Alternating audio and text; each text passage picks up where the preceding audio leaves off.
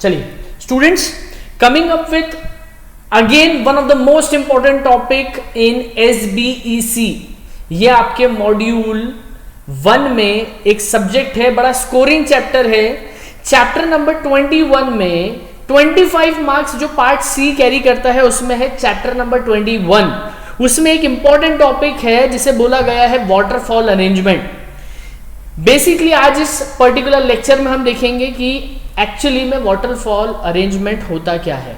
Section 53 of insolvency and bankruptcy code में उन्होंने manner और डिस्ट्रीब्यूशन बता के रखा हुआ है कि कॉर्पोरेट डेटर जो भी है, कॉर्पोरेट डेटर मतलब कौन, ये वो पर्टिकुलर पर्सन है जो लोगों से पैसा लेकर घूम रहा है मार्केट में, बट इससे जब पैसा मांगा जा रहा है तो ये बोल रहा है कि लाइबिलिटी इतनी है मेरी, बट असेट्स को पे ऑफ करने की मेरी क्षमता नहीं है।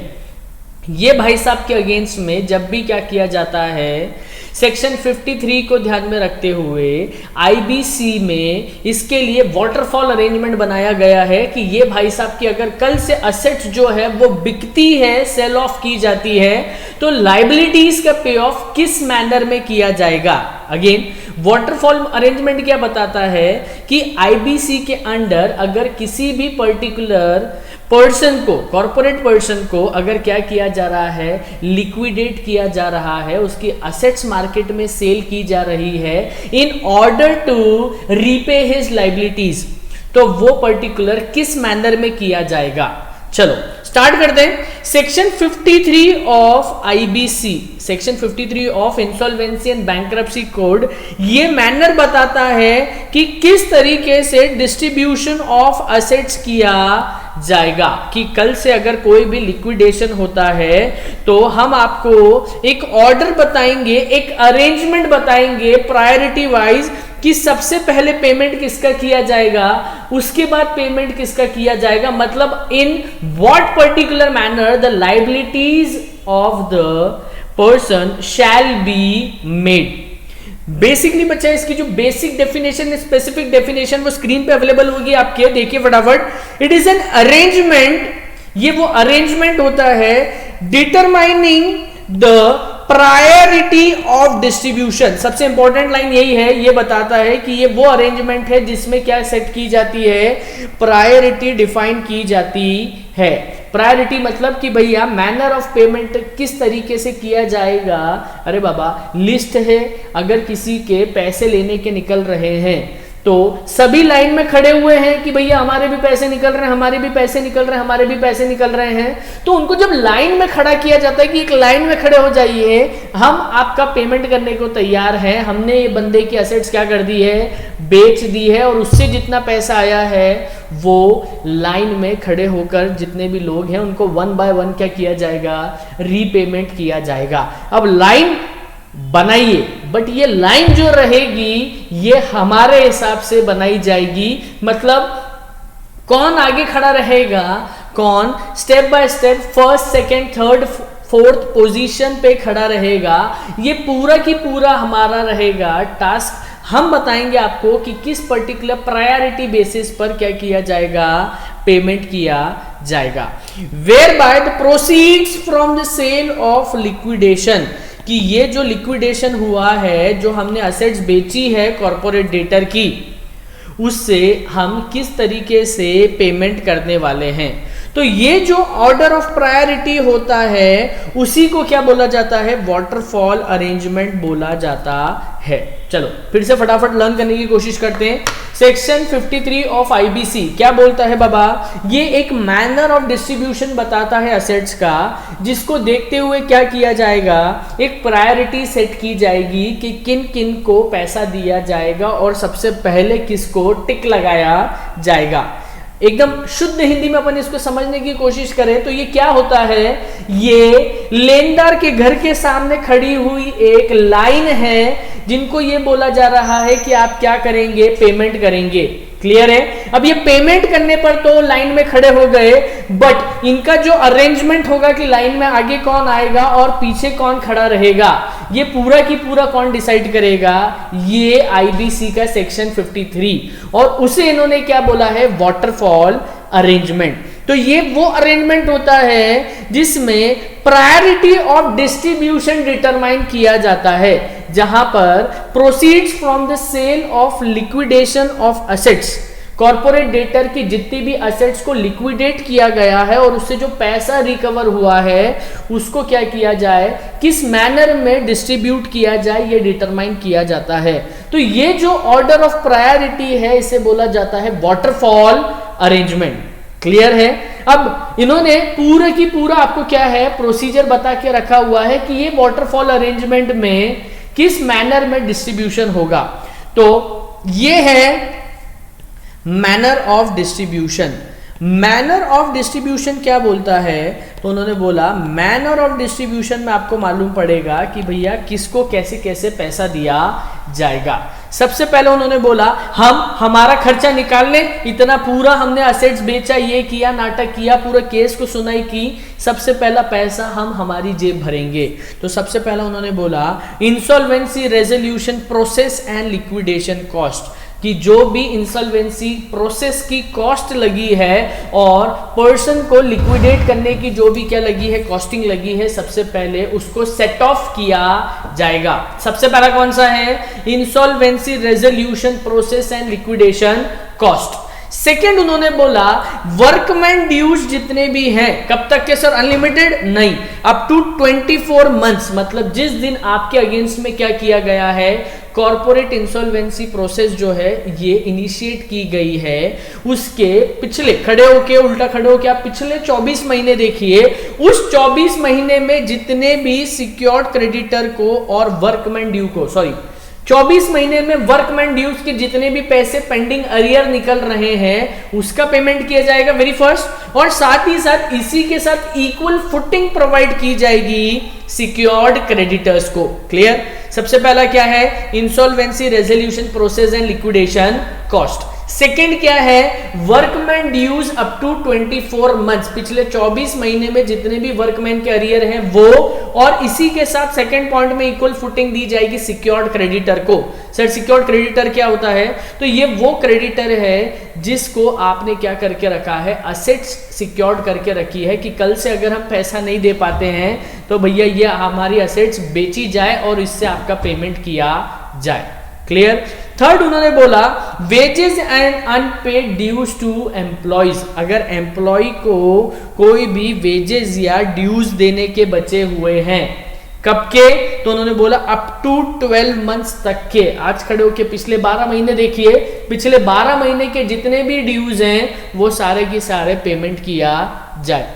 Next, financial debts to unsecured creditor. इसके बाद भाई साहब अगर कुछ बचता है तो हम किसको प्रोवाइड करेंगे, अनसिक्योर्ड क्रेडिटर्स को। कंपनी के जितने भी अनसिक्योर्ड क्रेडिटर हैं जिनको फाइनेंशियल डेट्स देने के निकल रहे हैं उन्हें क्या किया जाएगा, पेमेंट किया जाएगा।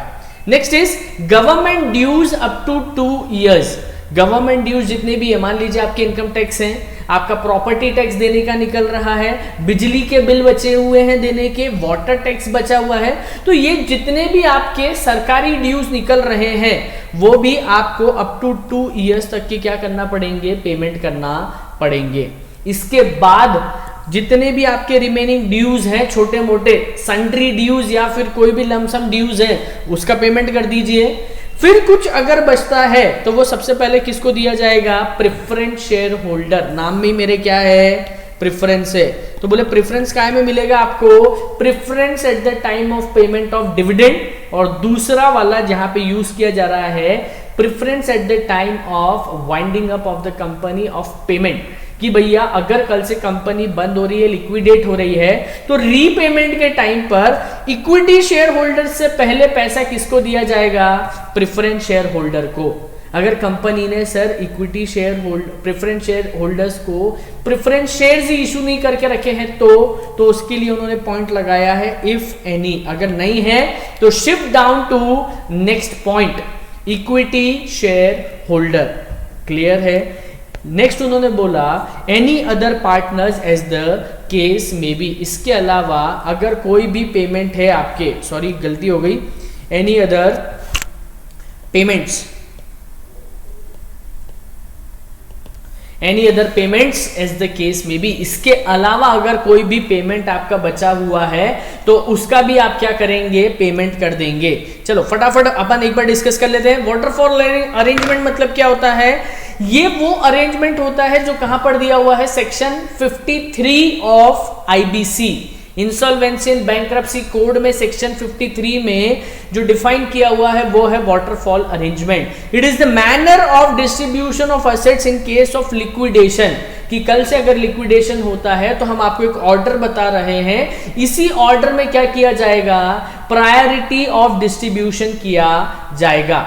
इस बेसिस पे क्या किया जाता है कि कॉर्पोरेट डेटर जो है, जो पैसे उधार लेके बैठा हुआ है, इसकी असेट्स को हम क्या कर रहे हैं, डिस्पोज ऑफ कर रहे हैं, सेल कर रहे हैं, और उसकी सेल अमाउंट से जितना भी पैसा रिकवर हो रहा है उस पर्टिकुलर सिचुएशन में क्या किया जाएगा, जितना पैसा इकट्ठा होते जाए आप क्या करते जाओगे, उस पर्टिकुलर चीज को आप पेमेंट में यूटिलाइज करते जाओगे कि हम लाइबिलिटीज का क्या करते जाएंगे, पे ऑफ करते जाएंगे। क्लियर है? अब लाइबिलिटीज का पेमेंट किस तरीके से किया जाएगा, तो बोले पेमेंट रहेगा हमारे हिसाब से, ऑर्डर ऑफ प्रायोरिटी रहेगी हमारे हिसाब से। पहला उन्होंने बोला insolvency and resolution, insolvency resolution process and liquidation cost. सबसे पहला क्या बोला, insolvency resolution process and liquidation cost. Second उन्होंने बोला workman dues and secured creditor, workman dues कब तक, अप टू 24 मंथ्स। नेक्स्ट उन्होंने बोला wages and unpaid dues to employees, अगर एम्प्लॉइज की कोई सैलरी बांटने की बची हुई है पिछले 12 महीनों की तो वो आप क्या करोगे, रीपे करोगे।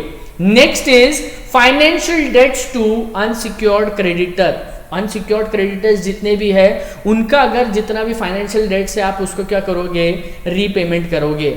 Next is government dues up to 2 years, सरकारी जितने भी पैसे देने के निकल रहे हैं, आपके जितने भी बिल के पेमेंट्स हैं वो सारे के सारे ड्यूज को क्या करना है, आपको पिछले 2 साल के जितने भी उनको क्लियर करना है।